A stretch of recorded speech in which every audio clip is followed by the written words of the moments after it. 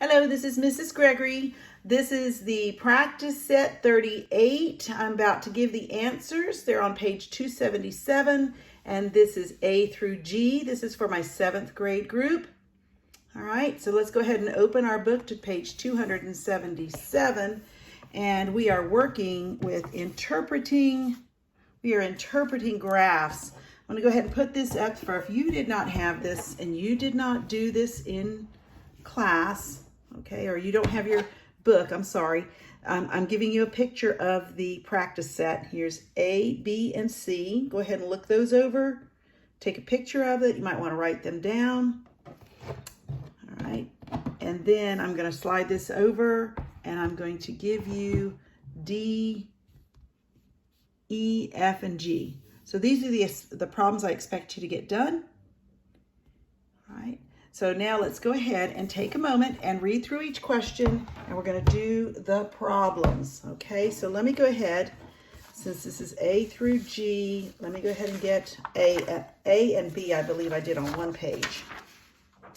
You're going to need to look at your graphs from the examples, and I still have my graphs from the examples, so I'll be using them, pull them out.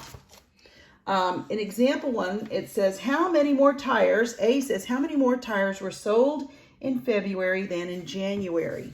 So what you need to do, and I'm going to go ahead and pull that graph and have it right here. All right, and as you still have this in your book, but there's January, February, and March. And what we find is we want to know how many more tires were sold, which means we want a subtraction. So I go and find out in February, each one of these count as 100, and we said that this is 600, right? 6 times 100 is 600 tires. And in January, they sold 400. So you need to get that off the graph, the pictograph. And then here's the equation. I said, whatever I had in February, take off January, and I end up with 200 tires. So we sold 200 more tires. February sold 200 more tires than in January. I don't think my sentences is all that great, but you know what I mean. Okay, so that's A. Let's go on to B. B wants us to use example 2. All right, so I'm going to put example 2, and I'm going to go ahead and fold this graph up and put it up here. Example 2, B says, how many aluminum cans were collected by all 4 homerooms? Now, when we did this, we had to figure out how much each one was. And we found that in room 12, there was 5,000. And if you had done this, you would have gone back and saw 5,000, right? Because this would have been 4 and 6, and halfway between is 5. All right, that would have been 5,000. And then we would have had 14, which is 8,000. All right, so I went ahead and did that. 5,000, room 14 collected 8,000 cans, room 16 collected 9,000 cans, and room 18 collected 4,000 cans, and all you had to do was add them. And it turned out that you had 26,000 cans were collected. All right, 26,000 cans. I don't know what I said, 26,000 cans. The answer is correct here. All right, let's go on to C. Let's go on to C. It says, let me move this off. Let's put C in here. In which game was Paul's score lower than his score on the previous game? I think I wrote that correctly. And we had to use the graph from the bar graph or the line graph. All right, so let's go ahead and look at that. In which game was Paul's score lower than in the score of the previous game? And there's really only one game that where we were going up from 1 to 2 up, 2 to 3 up, 3 to 4 we went down. So here's our situation. So it was in game 4, Paul's score was 170, which is lower than his score in game 3, which was 175. All right, hopefully you can see that. 4, if you trace this back, you're going to see it, it's 170. Game 3 is 175. It's approximately halfway between. Again, all of these are estimates. We're not sure exactly. All right, so that's what we got for that. And there's my final answer. Okay. And let's go on to D. In D, we used Aisha's circle graph. All right, we talked about the fraction of her day. Let me find that. I have it here somewhere. Fraction of her day graph. Here it is. Not a great graph, and I didn't get it too big. But what fraction of Aisha's day is spent somewhere other than at home or at school? We remember this is 12 hours. This was 4 hours, and this was 8 hours. All right, and your book is much clearer than this.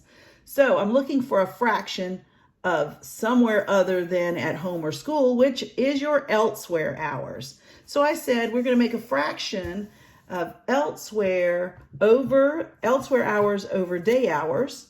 And she's for 4 hours in her day, she's elsewhere. She's not at home or at school. But a day is 24 hours. So again, it's the part over the whole. All right. And then you have to reduce that.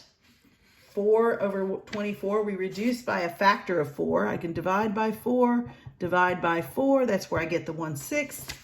And then my sentence says 1/6 of Aisha's day is elsewhere. Not a very big sentence, but it's fine. Doesn't need to be the most eloquent of writers here, because y'all know I am not a good writer. All right. We have E, F, and G. And I kind of rewrote the question because E, F, and G says choose an answer from a bar graph, line graph, or circle graph. And here's the question, and it's both of the questions start off which type of graph, and I went ahead and put best displays.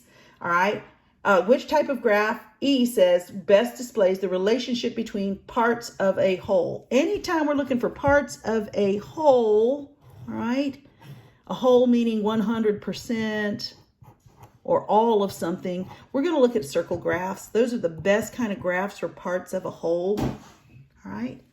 F says which type of graph best displays change over time.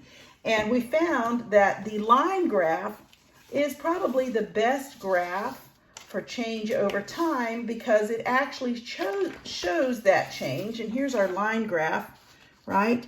If we had done a bar graph, all right, this here realizes that, oh, I think the best one was the one we had before with, this is a change over time, but it wasn't really the change over time. I'm looking for the one with the young man who grew, which was the better one. That was our second group. Oh, here it is. We did this, right? We found that this is better because we can find at 10 and a half, he grew. At 11 and a half, he grew because we're talking about Tad's height. So this is change over time, not just a change. This is what his height was at those times, but we don't necessarily have any kind of progression towards that. So a line graph actually works the best. And then it says which type of graph best displays, or it says, or is the best at showing comparisons. And I'm going to tell you that bar graphs are probably the better because in bar graphs, okay, in bar graphs, we can see like a change. We can see that this bar is much bigger than this bar.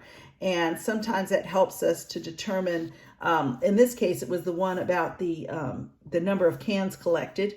All right, so it kind of gives us an idea. They did start with 0 on this, and that helps also. All right, we can see that this guy collected about more than twice as much as this guy. And if you look at the numbers, that it does prove that to be correct.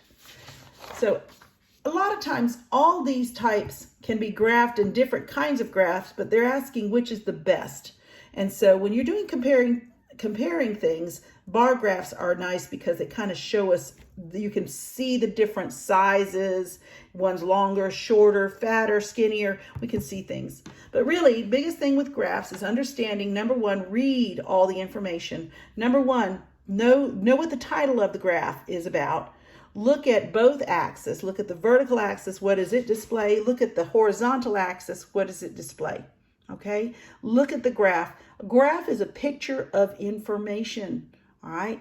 And it's important that we are able to interpret these things, all right?